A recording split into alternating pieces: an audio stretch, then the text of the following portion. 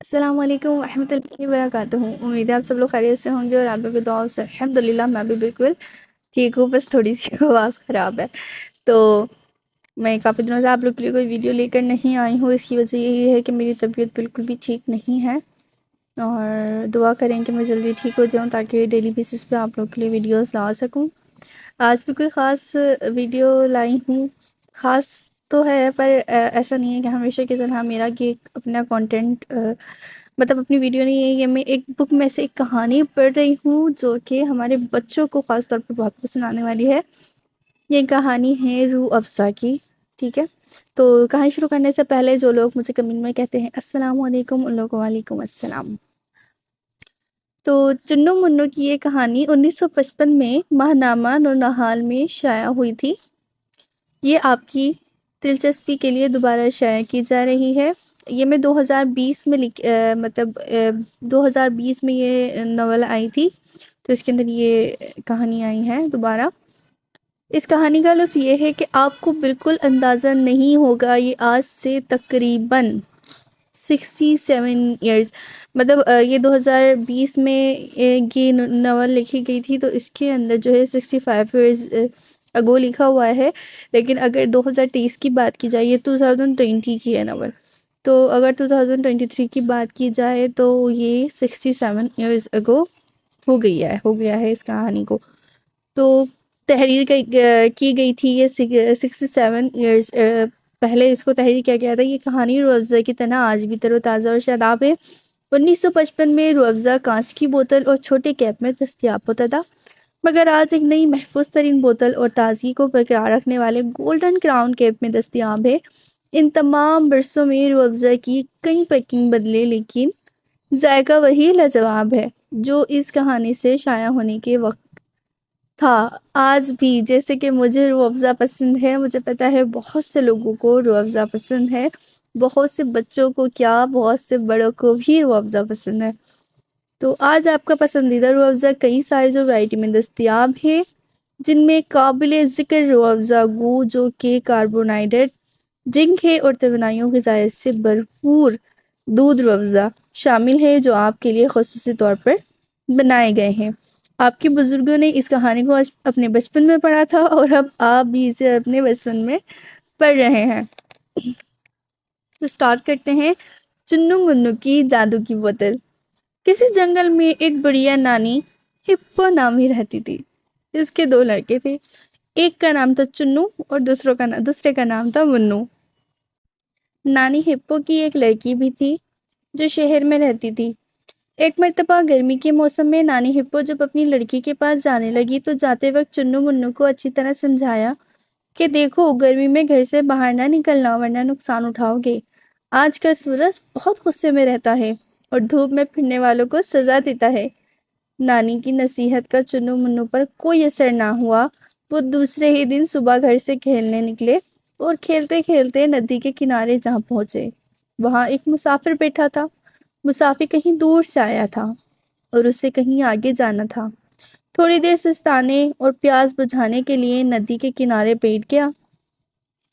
اس کے پاس ہی ایک ٹوکری میں بڑی خوبصورت سی بوتل رکھی ہوئی تھی جس میں لال رنگ کا کچھ شربت سا تھا۔ چنو منو شکاری کے پاس پہنچے تو شکاری نے بڑے پیار سے ان کے نام پوچھے اور بہت سی باتیں کی۔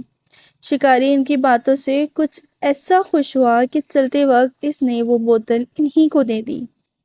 چنو منو اس بوتل کو پا کر خوش خوش اپنی جھوپڑی میں آئے اور بوتل کو ایک طرف رکھ دیا کہ نانی کو دکھائیں گے، پھر باہر آ کر دھوپ میں کھیلنے لگے۔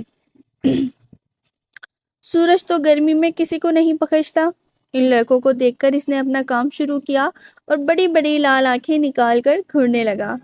چنو منو پسینہ پسینہ ہو گئے اور گھبرا اٹھے۔ دیکھتے کیا ہے کہ وہی مسافر والی لال بوتل ہوا میں اڑتی ہوئی ان کے پاس آ رہی ہے۔ یہ اور ڈرے، مگر بوتل بولی بیٹا ڈرو نہیں، میں تو تمہاری مدد کو آئی ہوں۔ یہ لو ایک گلاس شربت پی لو، پھر سورج تمہارا کچھ نہیں بگاڑ سکے گا۔ یہ سنتے ہی سورج نے شرم کے مارے اپنے چہرے کو بادلوں میں چھپا لیا اور غائب ہو گیا۔ چنو منو کی رات تو خیریت سے گزر گئی، مگر صبح جب وہ باہر کھیلنے گئے تو ان کو ایک نئی مصیبت کا سامنا کرنا پڑا۔ یہ لوک کا دیو تھا۔ وہ بڑی تیزی کے ساتھ ان کی طرف دونوں ہاتھ پھیلائے اڑتا چلا آ رہا تھا۔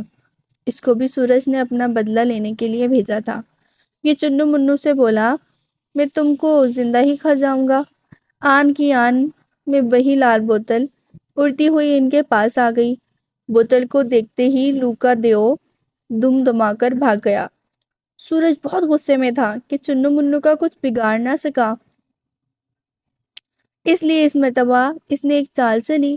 فوراً ہی پیاز کے دیو کو حکم دیا کہ چنو منو کے گھر جا کر ان کے مٹکے میں چھپ جائے اور پانی کے ذریعے سے ان کے پیٹ میں گھس جائے۔ دیو نے ایسا ہی کیا۔ شام کو جب چنو منو نے مٹکے کا پانی پیا تو ان کے پیٹ پھول کر خود مٹکے جیسے ہو گئے اور پیاس بڑھتی ہی گئی۔ چنو منو نے سوچا کہیں ایسا نہ ہو کہ پانی پیتے پیتے ان کا پیٹ ہی پھٹ جائے۔ اس خیال کا آنا تھا کہ لال بوتل اڑ کر ان کے پاس آ گئی اور کہنے لگی، یہ لو، ایک گلاس شربت پی لو، اس کے پیتے ہی پیاس کے اس دیو کا بھی خاتمہ ہو جائے گا۔